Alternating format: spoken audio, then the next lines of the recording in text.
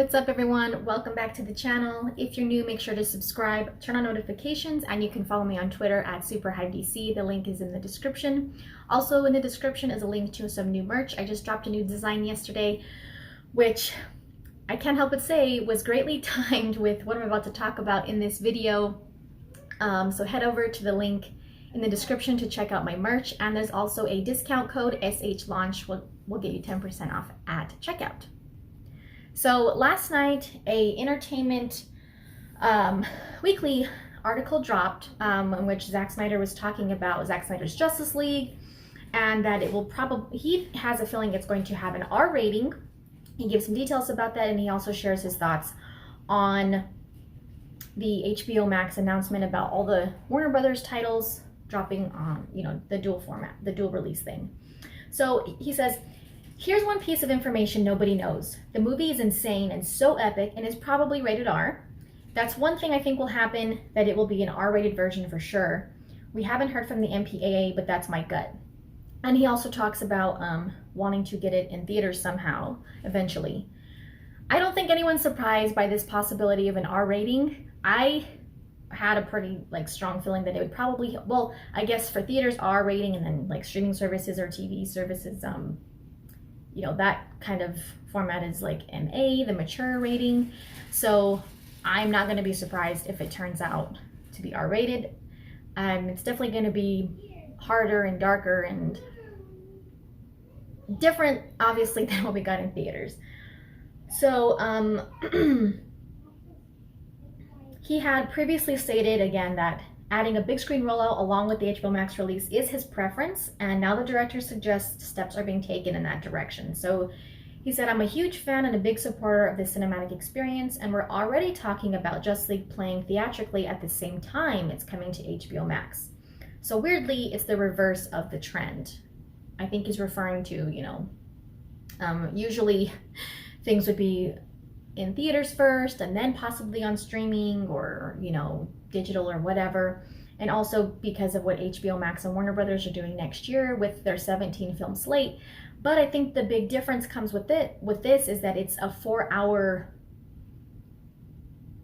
thing, 4-hour runtime roughly, and with episodes. So that's very different from just putting a 2.5 hour movie in theaters.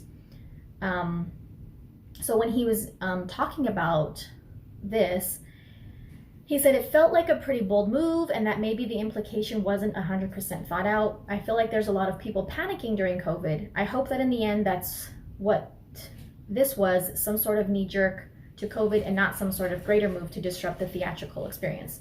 I thought we were kind of already getting very close to the ideal theatrical window, where you still had marketing material out there and you hadn't forgot about the film by the time it came out on DVD or streaming.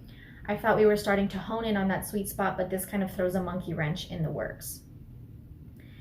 But either way, I think, okay, obviously those are his general thoughts about it, but I think with the 4-hour Zack Snyder Justice League, it's already a different challenge putting it into theaters, just because it's an episodic format, and so maybe that's what they're trying to figure out, the ideal way to release it because of the length. I personally don't think they should release each 1-hour episode every week in theaters and HBO Max at the same time.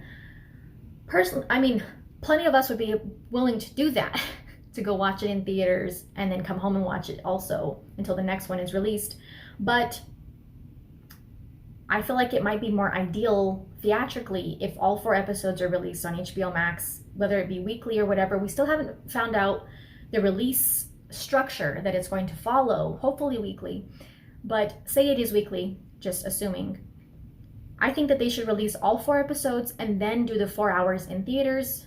Probably have a 2-hour intermission, intermission after 2 hours or something like that. But we'll see what they decide to do. So that's what he had to say about that. Okay, so going back to the rated R thing, there I skipped a part, sorry, but I knew it was in here, and then I was like, where is it? When asked about details about what makes the new footage explicit, and by new we know it's because we haven't seen it. He says there's one scene where Batman drops an F-bomb. Cyborg is not too happy with what's going on in his life before he meets the Justice League, and he tends to speak his mind. So I wonder what that means. specifically. I mean, the F-bomb thing is obvious, but I'm excited to see how he's going to do that. Like, how is Batman going to drop an F-bomb? And I'm sure you've seen by now the memes are flooding people's timelines with these Batfleck F-bombs, and I've tweeted some too.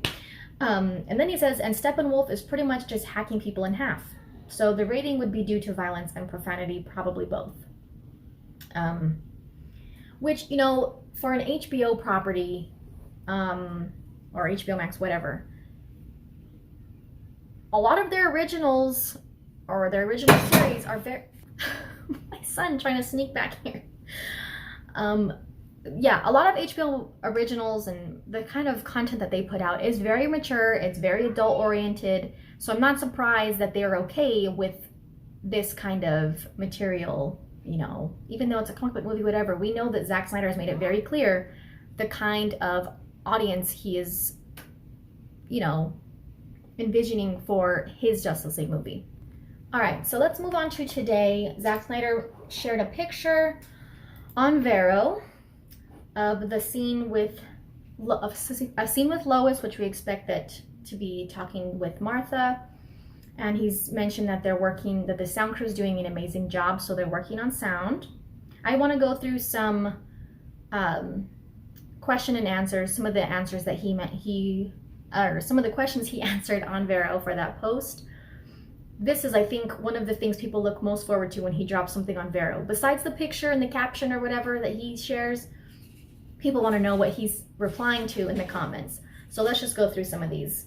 There could be more by now, I don't know, but these are the ones I was able to find. All right, is Zack Snyder's Justice League still dropping in the first quarter of 2021? And he says yes. So that's a pretty big one right there. That's very significant. We've all been hoping it's March, around March. I'm thinking, you know, that's gonna stick. Even if it's not March, it's gonna be around March. Jason Keeler again said in a few months. So seems like we're on schedule. That's moving in the direction we're all thinking. Is there going to be a post-credit scene? He says no. So he doesn't really say anything else. He just says no, which with 4 hours, and I'm suspecting there will be a time jump at the end somehow. I don't know if we need a credit scene, but it's interesting that to think about the Deathstroke scene that was reshot. Well, Jesse Eisenberg, his dialogue was reshot in that credit scene. Joe Manganiello's was not. They kept Joe Manganiello's stuff, reshot Jesse Eisenberg's. If you want more information on that, you can watch my video, which Joe Manganiello was talking about that stuff, gave details about it. Since that was a credit scene, I wonder, well, they used it as a credit scene in the theatrical version, but I wonder how in Zack Snyder's Justice League, if there's not a credit scene, then somehow that's going to be worked into the 4 hours. And I'm interested to see how that's going to fit in with the, you know, 4 hour continuity. I just want to, so that's interesting to think about. All right. What if Supergirl is captured by Darkseid? Oops, some of that got cut off. I'm sorry. It says captured by Darkseid. Some of it got cut off on the side.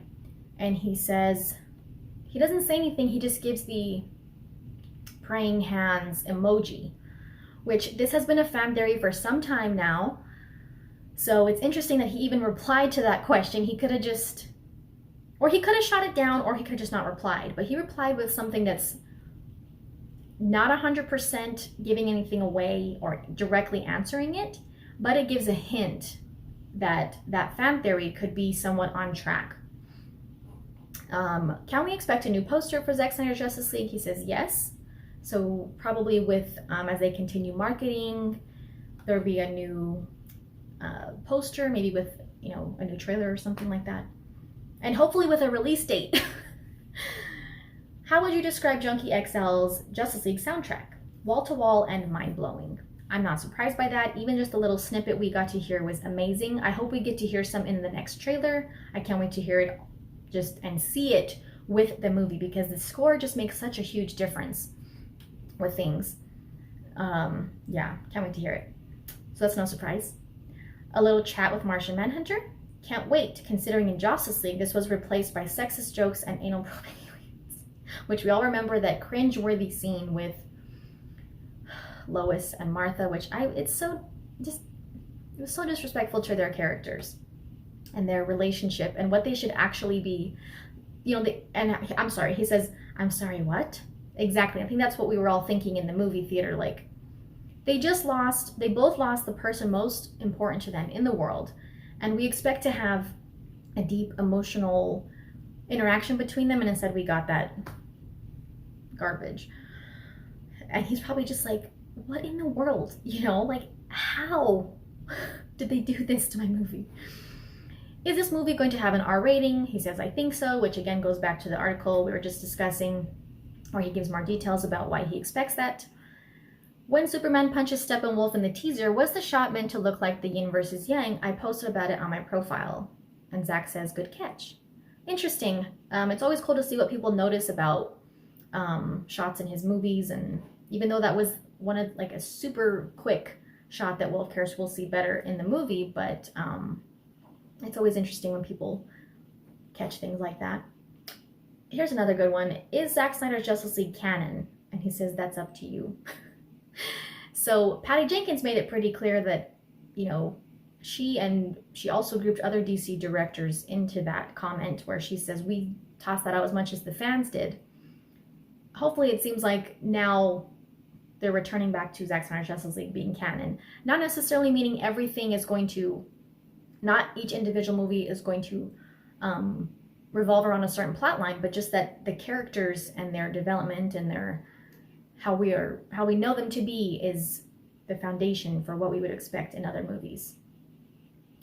Can you tell anything more about additional photography, Zack, if you can? And he simply says, only that it was fun to see everyone. So of course he's not going to get too much detail about that. But yesterday I saw that Amber Heard confirmed that she was on set for additional photography as well. It was said during additional photography that she was there, but I wasn't 100% sure on that. So interesting to think about. I know there's controversy surrounding her. I'm not going to get into it, but she was there for additional photography. And here's another comment about the Lois Martha scene that we got in the theatrical cut. They F up the Lois Martha relationship in Justice League by sex jokes. And he says, that's not true, is it? Unfortunately, it is. So I think when people tell him things like this, it just gives him all the more reason and confirmation that he needs, all the validation he needs to, that he never watched it and most likely never will, especially now that we are getting his masterpiece. Can't wait to see it. Again, today is the world virtual premiere for Wonder Woman 84. It will be on DC Fandom. You can watch it there. I suspect that it will probably be available to watch on demand. I don't know that for sure, but that's how they did the DC Fandom events in the past with the other ones. I'm pretty sure they'll give people time to watch it. Not everyone can watch it while it's actually happening. The movie is not going to be shown, but they said there is a little something. And there's supposed to be some surprise guests and, interviews and all that good stuff. There was a clip released from China. I don't know if it's going to be the same one that they show at DC Fandom, but I expect it to be something different. I don't know why. I don't know. We'll see. But anyway, again, check out those links in the description. Check out the merch. There's also a little card in the video, the little eye icon. You can find it there as well. Don't forget to use the discount code. Follow me on Twitter, subscribe, leave a thumbs up, and thanks for watching, guys. We will see you next time.